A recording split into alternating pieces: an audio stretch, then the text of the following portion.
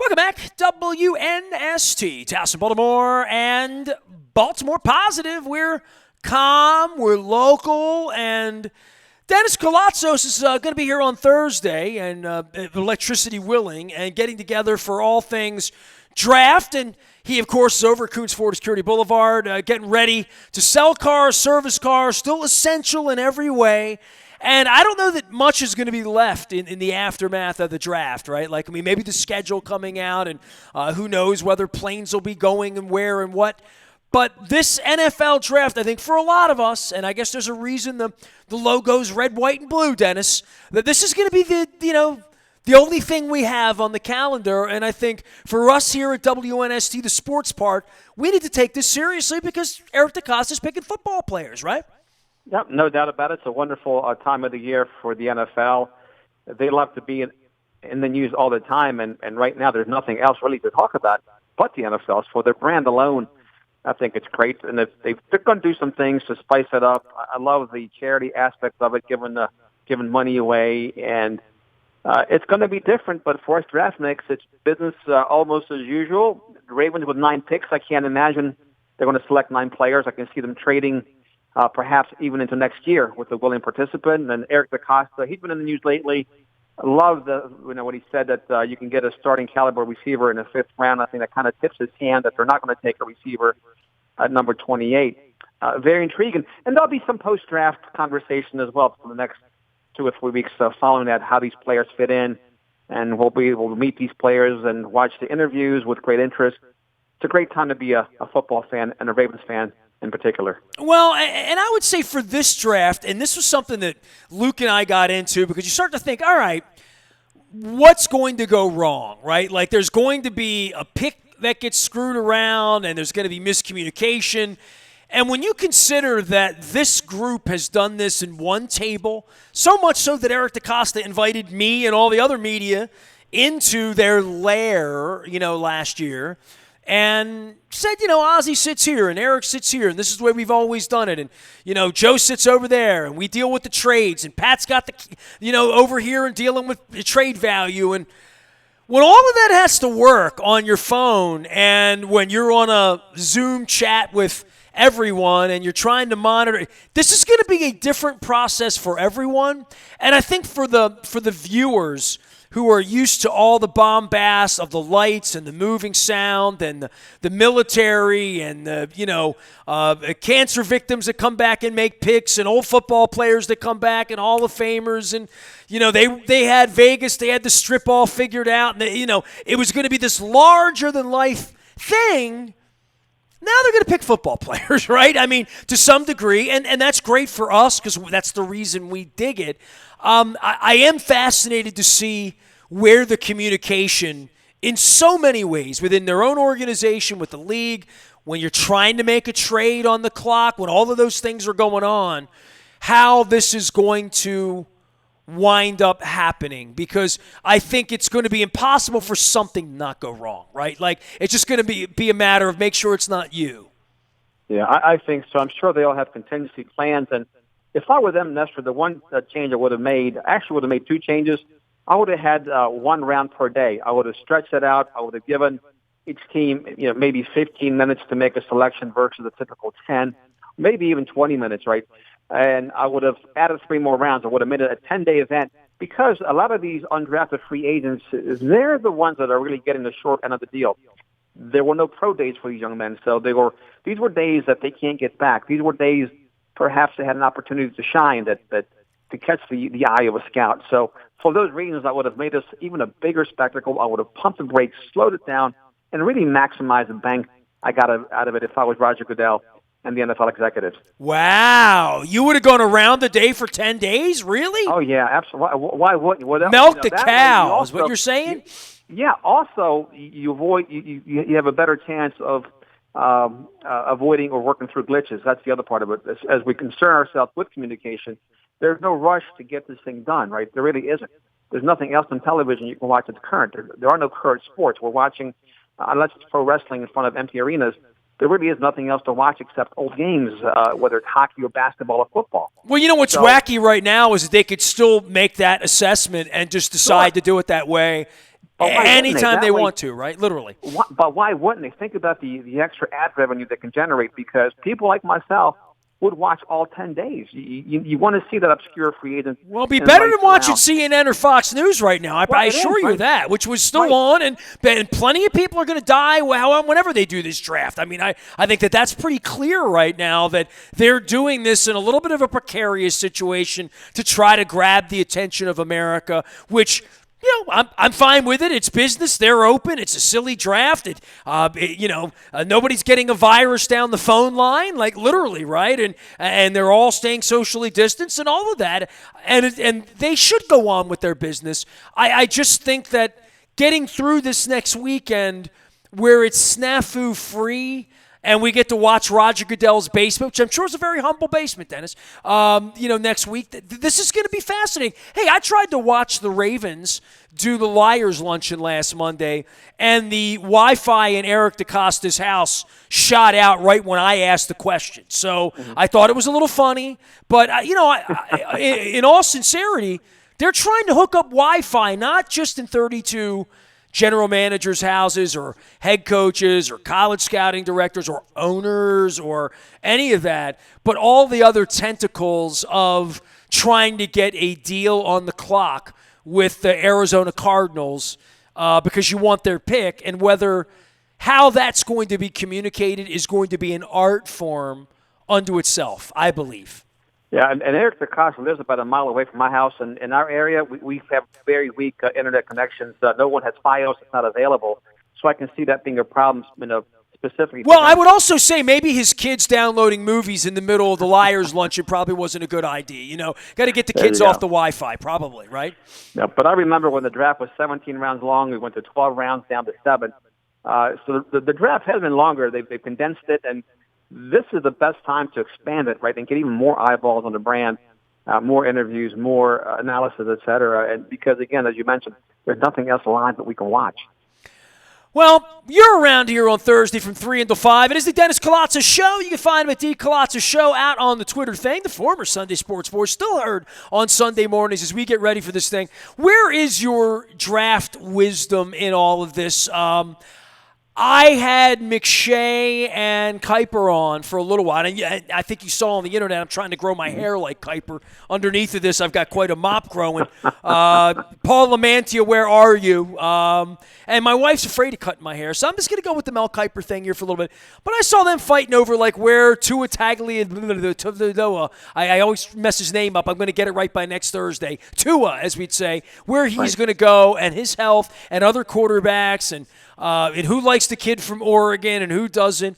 My attention has been more on people like you, my clients, my sponsors, Baltimore business owners, Baltimore Positive, all of this sort of stuff going on around here. I'm not really up on much of what's happening up at the top of the draft board right now. I've left that soap opera a little bit. So for me to dive in next week, it's going to be fun because I did dive in for 20 minutes the other day on ESPN, Saturday afternoon. Yeah, it'll be a lot of fun. The Redskins holding the second pick, the Lions the third.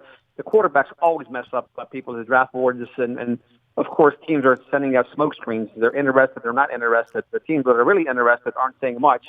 They're feigning disinterest in these quarterbacks, and the teams that aren't interested are feigning interest in the quarterbacks. If that makes any sense. So nothing would shock me. Ron Rivera with the Redskins. Look, you've got Dwayne Haskins in the fold, 10th overall last year. But Tua could be a generational quarterback, injury history. And the thing about Tua is, Nestor, he's left-handed, so you don't need a stout left tackle.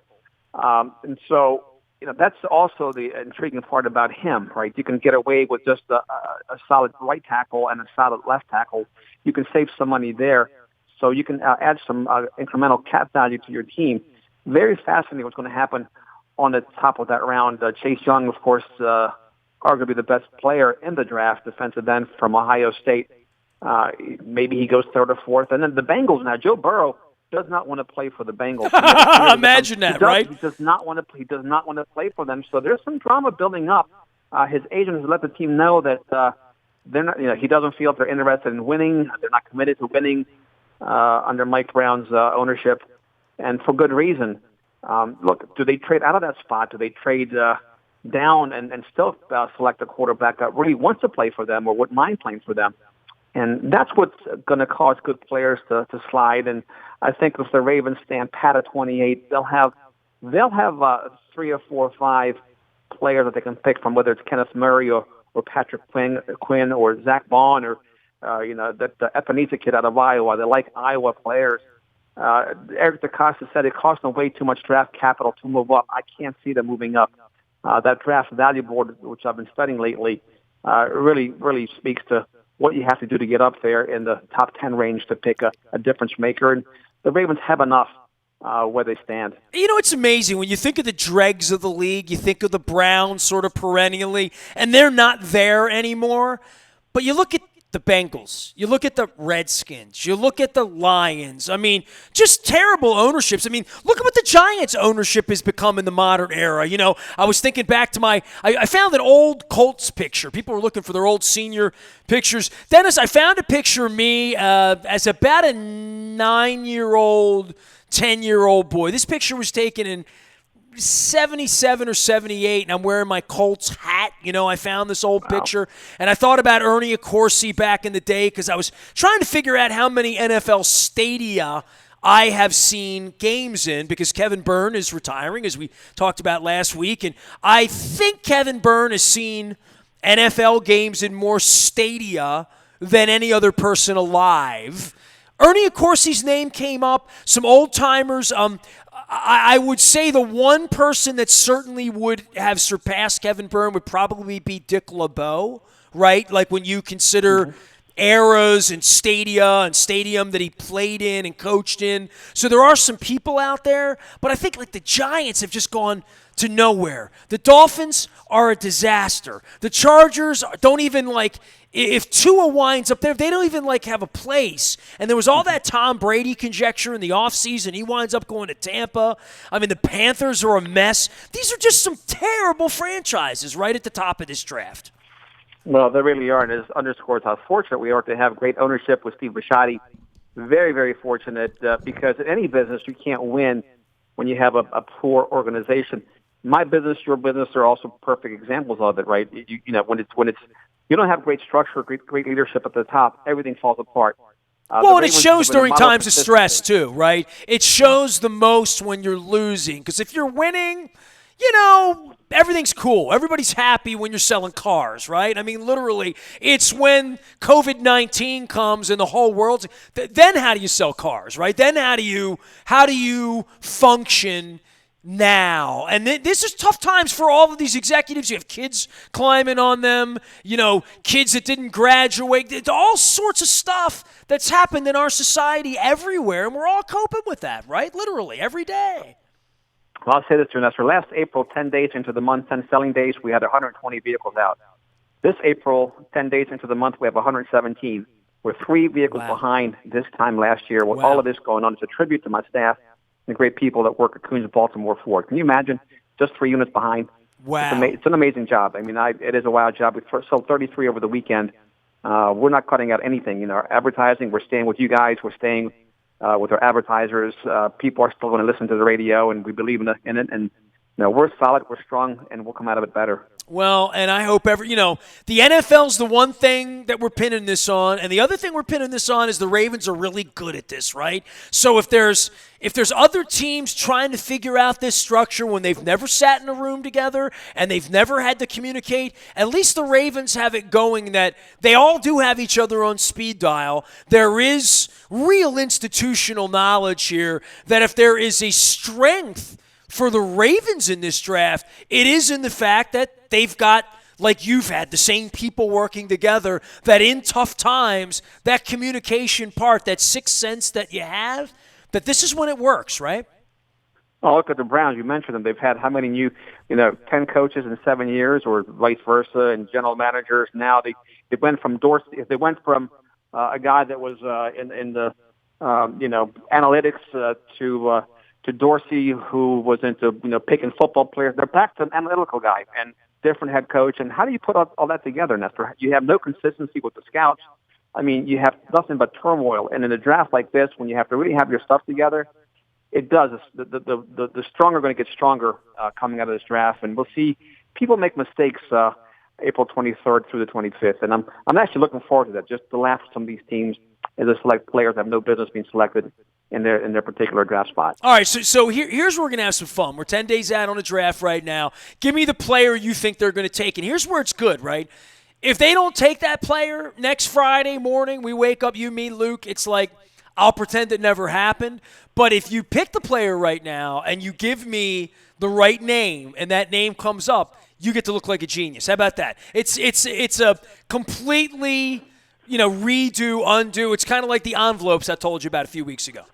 Yeah, I mean, I think the consensus is if Kenneth Murray, the linebacker from Oklahoma, is there, that fits a need, and he'll be great value at 28. The only question is, will he be there at 28? Do the Oakland Raiders take a shot at Oakland? Las Vegas Raiders take a shot at him. I caught myself slipping there. Will that be the last time you ever called them the Oakland Raiders? Probably not. Las Vegas Raiders just doesn't roll off your tongue like Oakland Raiders does it, or L.A. Raiders. It's weird. Anything. Or Los Angeles Chargers, right? Yeah. It's got to be Oakland Raiders, right? So unless they turn in a draft card, I think with the quarterbacks moving up, a guy like Jordan Love and pushing good players down, I think there's a shot that this inside linebacker, 3-down linebacker, is there. I'm not a betting man, but if I had a bet, I would bet Kenneth Murray. They like players out of Oklahoma, 3-down linebacker, very fast, strong, great football IQ, a solid citizen, kind of guy you want as a neighbor.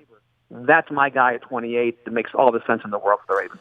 All right. Well, I think there's a slim chance. I think he's 6-1 to slide to 28. I think. Yeah, but that's the guy that I'd want. And look, there's Patrick Quinn might be there, the linebacker out of LSU. They've never picked a player out of LSU or Clemson for all the draft picks out there. So T. Higgins, wide receiver. I just can't see them taking a wide receiver so high because there's 30 available in the first 4 rounds that can start. So. A lot of value there, and they don't need much. They need one stud wide receiver, and then maybe a multidimensional wide receiver to add to the mix. That's about it. Everything else, inside offensive lineman, rush end, safety, they don't have many needs. There's not much space. They're a good team. At 14-2, they have good players, Nestor, so it's hard to see them adding that many more players to compete for starting jobs. So good that they got rid of Hayden Hurst, right? It's very good because there was not enough. There was no room for him, and Hayden made it clear that he wouldn't be upset if he got traded, and then he got his wish, and the Ravens got a really good trade value for him. All right. Well, keep selling cars. Keep everybody safe out there at the Coons Baltimore Security Boulevard. And I would love to say I'll be out to see you soon and we'll elbow bump or whatnot, but we're going to zoom at some point here. Hey, by the way, you taught a lot of classes, right? Like, I mean, you're a hardcore athlete here early in the morning. What are you doing? You got any helpful tips to give our audience here, Den? Because I know I've got a 30-acre lot here at work, so I walk the lot several times a day. I've reduced my caloric intake. I take about 1,000 to 1,200 calories a day. Wow. A friend of mine's got a pond, just a couple of ponds in the farm, and I walked that all day yesterday. So. That's what I'm doing, but just eat less. If you eat less and just do 10,000 steps a day, that'll at least you'll maintain your weight. You don't want to gain the quarantine 15, right? So that's what I call it. It's a quarantine 15. The best way to avoid it, just eat less, do 10,000 steps, you'll be fine. Dennis, I'm losing weight during the lockout. Good. And my wife took a nap on Sunday, and I'm not going to lie, I've done all the shopping, right? Gloves, mask, the whole thing, right? And we've gone out and about, and I've picked up various things, and I'm doing all the shit. She gives me the list, and then I come home with the stuff I want. The spicy kielbasa, the sauerkraut. I pick up the prosciutto. I pick up stuff, right? So I come home, and I didn't pick up potato chips like a week ago. And about 4 days ago, I went shopping like Friday, and I picked up potato chips. And I went to, get into them when she was taking a nap, and I realized that someone else had gotten into them. And then I realized that there's only two of us here. She's already gotten into the potato chips. And then I realized if I got into the potato chips, would I have to admit to her that I got into the potato chips? But I'm losing weight, so I'm not going to feel guilty about getting into the potato chips. But it was the first time, other than maybe like some, I keep nuts like pecans, walnuts, that sort of thing around. And I've mixed that up. But I eat nuts and I want to drink beer. You know what I mean? It's sort of a Dundalk thing. I mean, you can understand. But I have been very good about not snacking. I eat an ice cream cone every night. I've admitted that to everyone freely. I'll have a beer, glass of wine, whatever. Had 2 beers the other night, went all in Saturday night with our pizza. But I've lost weight during this thing because, I don't know, I don't eat a whole lot. I've been working a whole lot, strategizing. I've been writing lately, thinking a lot. Divorcing myself from the television, trying to play some good music in here, get the cat in here, get the vibe in here. The lava lamp's been burning purple. It's been nice, good vibe, but I'm losing weight, so I need to eat more. Well, you know what? You've always been on the thin side, which is a good thing for you. No. You say always. No. I was a chunky monkey then. Ever since I've known you, but I would venture to say you don't eat many calories. I would venture to say you're between 1,000 and 1,500 calories a day. You'll eat like 1 ice cream cone. You'll drink 1 beer, 1 glass of wine. Right. You don't stack that. So that's the difference because you're grazing. You're not eating big meals, and that's why you're able to burn it off. And, of course, with your yoga regimen, that also helps you stay limber and whatnot. So you've got it dialed in. I don't think it matters what you eat. It's the calories, right? You can have a cheeseburger every day and a glass of water and an ice cream cone, and as long as you're doing 10,000 steps, you will lose weight. Well, Dan, I went into the Rofo on Sunday, and I smelled the fried chicken. I smelled the Western fried. And honestly, the only reason I didn't get them is because we've gotten so many groceries, right? My wife has made an incredible chicken cacciatore. She made this delicious bolognese that came from Pazzaluna and Kim Acton's, incredible family recipe that we had with some amici sauce. So, I'm stopping at sponsors. I had a pizza from Franco's in Catonsville. I had a pizza from Pizza John's. I'm, trying to get out and visit sponsors when I can and grab different stuff. But I went into the Royal Farms and I broke down. This is true.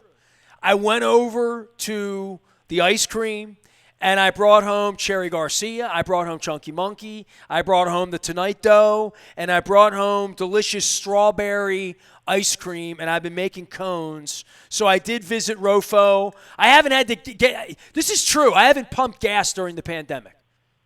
I literally had a full tank of gas. I have not pumped gas. So that's how crazy this thing's been. But, hey, man, stay safe out there. Eat some ice cream, But see, again, when you eat ice cream, if you eat ice cream the way you eat that golden watermelon where it's, you take 3 little scoops. See, nobody does that. People like we eat a half a watermelon or a couple big slices. Your whole thing is portion control. And I know it is because I've seen your posts. You'll have some, but you won't have excess, and that's the key. Portion control. All right. That is You're disciplined. This has been very upsetting to me that you just brought up my favorite thing to get at the farmer's market that I can't get anymore now. My only thing is portion control. You took 3 scoops, and that was it. I'm thinking, that's it? No, 2 scoops. 2 scoops. There you go. My bad. But nobody eats 2 scoops of watermelon like that. People take big slices, and then they get another one, and you go to bed with a full belly, and then you're up all night peeing. That's what people do. What happens with my wife's bolognese from Kim Acton is that, I get a little bit of it, and I put some cheese on it, some Parmesan, a little Romano, and then I go back and get some more.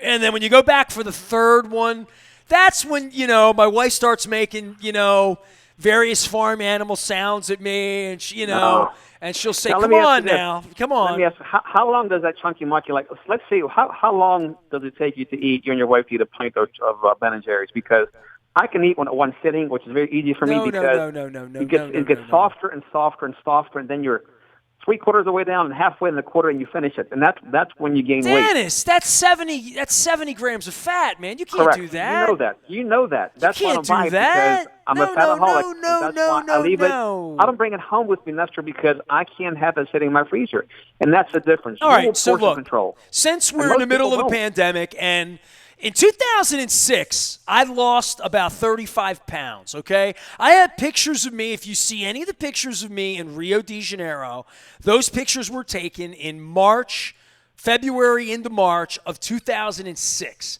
We came back. My wife and I, we've been married less than 3 years. We had both gained a significant amount of weight percentage-wise, and we were not perfectly thin in our wedding pictures. We are way more thin now than we were in our wedding pictures, to be honest, 2003. So in 2006, I got a book called Fit for Life. Harvey and Marilyn Diamond. Tony Robbins recommended that book. And I got a book, and also Martina Navratilova used that book, Jim Diamond. And I read these two books, changed our diet. Butter, sugar, white flour, white potatoes, gone. Yep. Got rid of all canola oils and vegetable oils, went to all EVOO, went to sweet potatoes, went to nuts, went to legumes, got rid of, for the time, butter, sugar, salt, got rid of all of that. Still got rid of a lot of that, right? And we lost all this weight it was literally the summer of Free the Birds. And if you look at the pictures from Rio de Janeiro in February of 2006, and then and I had knee surgery in July. So I had knee surgery in the middle of it, right? So I could not work out at all. I was in abject pain in July and August. We did the march into the stadium in September 21st of 2006. I weighed 137 pounds. I looked gone. People were on the internet spreading rumors that I had contracted something bad. People were like rumor mongering about me in 2006 because of that. And I kept the weight off. So it's been 14 years, and I have never walked on a scale. I weighed 184 pounds in February of 2006. I weighed 137 pounds during Free the Birds, and I weigh 146 pounds right now. And I usually play at about $152, but I've kept all the weight off because I completely retrained my mind about portion control. But more than that, I really got serious about yoga, right? So all of this time that people have on their hands. My wife has gotten back on the yoga mat. She does yoga. We moved the studio. I told you 2 weeks ago. She does yoga in here every morning at 6:15 with some woman named Adrian from Austin, Texas, that she likes on yoga. So on YouTube. So she's been doing that. So I'm concerned for everybody because this is a routine that a lot of people can't handle, Den, right? I mean, this really screws with people's lives, every part of this. And it's really, really important that they fall into good habits right now, right? Yeah, now's a great time to reset. That's great diet advice, and kudos to you guys for keeping that weight off. At your pace, you got a shot for 100th birthday, all things being equal, because, you're not doing damage to your internal organs, and you're keeping yourself loose and limber and strong. Well, the other thing about ice cream, and you talk about diet, I started watching Celebrity Fit Club, Dan, right? And every one of their coaches, this is 15 years ago, talked about oatmeal and fruit in the morning. And Tony Robbins was always big on fruit and vegetables in the morning to start your day, right? And I am guilty of my Rofo coffee. You know what I mean? I love me a cup of coffee. I have one every morning. I go more half and half. I don't go full test. I mix in, some decaf as well. And I'm big into hydration, which I'm always hydrating here. Brian Baldinger got me on a product that I love about 3 years ago that I use. And but the thing about the ice cream that really got me, Den, is that I love pie. And I have some coconut custard pie in the fridge right now that I've been dining on for the last 5 days. I have some tiramisu that my wife and I love. We walked across the harbor to get some tiramisu that I enjoy. But ice cream, this is really the differentiator, I should say, on desserts for me. And I learned this about 10 years ago. I went out and got the smallest cones that I could get, right? Because I love ice cream. Like, I've just decided I love French fries. I love pizza, right? They're things I love.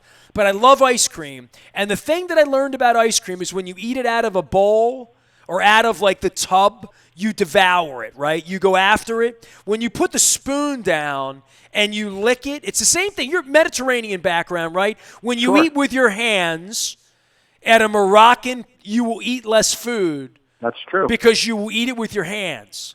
You will not shovel it because you will not shovel with your hands. You will pick it up and eat one peanut at a time, literally one nacho at a time, right? So it's a Middle Eastern thing about eating with your hands. With an ice cream cone, I found the pleasure of licking the cone 150 times over the course of 9 minutes in eating a cone was a lot different than the 6 bites of the pie I would get or the 12 bites of a cookie or the 2 bites of a cookie if you're, if you devour a cookie, that portion control came for me in the way of just putting literally less food in my mouth. And the ice cream cone would be the ultimate part where when you put 2 flavors in a cone and you pack it in the way I do, the way Stephanie Cram packed it into the cone at East Point Mall when I got my peanut butter cones. So when I was working at Soundwaves East Point Mall in 1984, when Julio Iglesias' All of Me, Your Body and Soul came out, that a cone can last a long time, and I get more pleasure from that than I do from like eating a piece of cake that I devour. So I'm a cone a night guy because it takes me 10 minutes to eat an ice cream cone, and I get a different flavor every night. So you asked me how long it would take me to eat a pint of Ben & Jerry's. I generally keep about 12 pints of ice cream on hand at any time.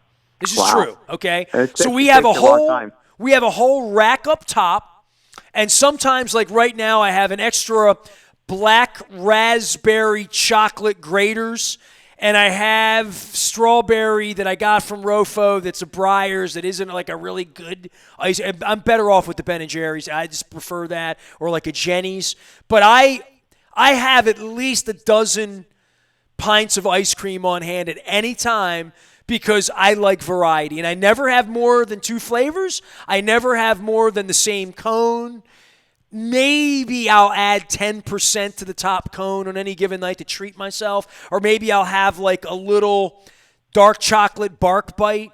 But I'm like really behaving and I'm keeping my weight down. So the little advice for people. I don't talk much about ice cream, but since you asked, what's your guilty pleasure? What do you do? Oh, you know what? I fight excess all the time because being Mediterranean, we supersized stuff before supersizing was a thing, right? Mm-hmm. So, my grandmother would make me a meal, and here's a loaf of bread to wash it down with, and then you have dessert. Was your grandmother the one to say, eat, you don't like, you don't love me? Is that the one? Exactly. I had Italian grandparents. You got to clear your plate. You could not get up until your plate was cleared and clean. But what I do, Nestor, to slow myself down, I have chopsticks at work and at home. And because I'm terrible at using chopsticks, I've never gotten the hang of it. Whoa, really? I just mastered this year. Yeah, it just slows me down, though. I eat slower, and that's the whole thing. Have you gotten better at it? I've gotten slightly better at it, but what I like about it is it just forces me to slow down, right? Chew my food 24, 26 times, whatever it is, break down those calories, and it does take me longer to eat. Wow. So I can eat less, and same thing, I distort the time, just like it distorted the time that it takes you to eat an ice cream cone with ice cream with a cone. My thing is chopsticks, and so I love using them. And the longer it takes me to eat a meal, the better off I am, and that's what I do. Chopsticks. Did you pick that up on your own, or did somebody give you that as a tip? I picked it up on my own. Sometimes I'll even stab the food with it. You know what I mean? I get frustrated, but still, even by it takes longer to stab it and put it in my mouth. And when I'm eating rice or noodles, and it's a real pain. And no matter what I'm eating, it just slows me down. It really does, and it makes me enjoy it more too. That's the other part of it. And I've learned, and I'm still learning, and I'm still trying to press my weight down to an acceptable level. Not an excessive level. And as I get older, I realize I need to lose more weight. Well, you see your grandchild too, right? Yeah, absolutely. I want to be around to see my great-grandchild, God willing. So, there's not many obese people at nursing homes because they're all dead. You see nothing but thin people as they get older. And even if you're obese as you age, your quality of life is compromised, and you don't want to do that. You just don't want to live old. You want to live, and that's the point that people can't miss as we talk about diet and exercise. Chopsticks. So, Dan, I'm holding my finger up. I'm missing my right pointer finger and have been since 1972, right? I was 3 years old when I lost my finger in a lawnmower accident because people always ask, how did it happen? So there's how it happened. The chopsticks thing, from when I met my wife, I've always loved, not always loved, but mostly loved Asian food. When I say Asian food, I mean Chinese food. Char Chow, right, in Highlandtown, and of course, Ho Joy in Essex, right? I would get a shrimpy toast or whatnot back in the 80s. And White Rice Inn, my mom took me. But I never, ever even tried chopsticks because I was missing the finger and it.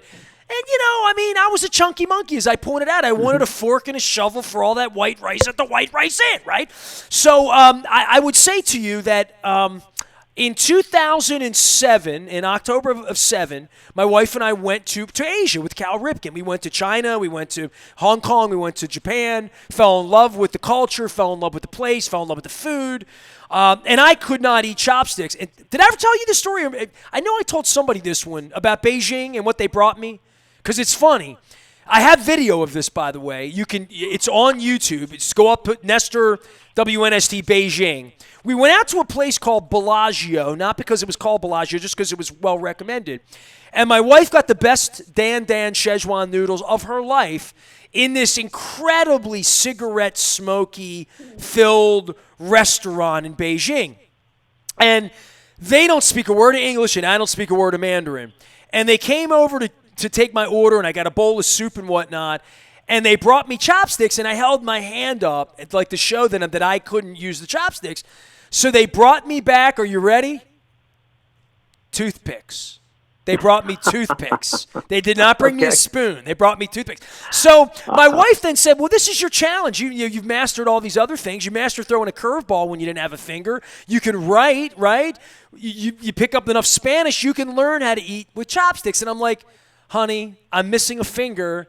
Forget it. I'm not going to learn how to eat with chopsticks. So over the course of all of these years, she would always implore me, why don't you try, honey? Why don't you try? Why don't you try?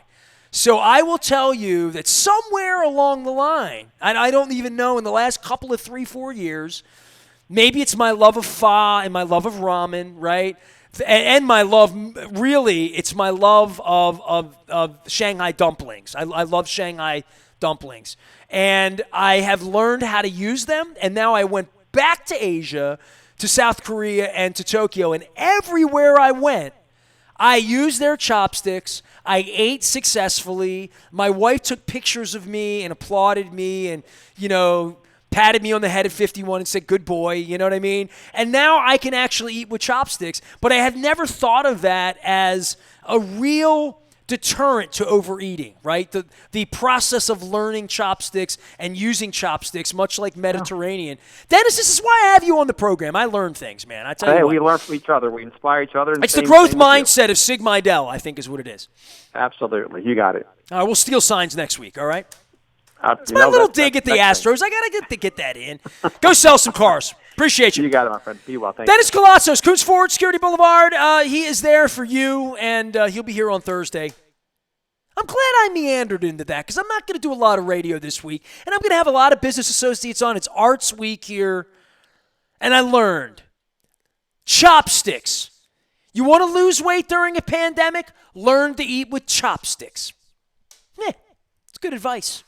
Calm, local, WNST.net, and Baltimore Positive.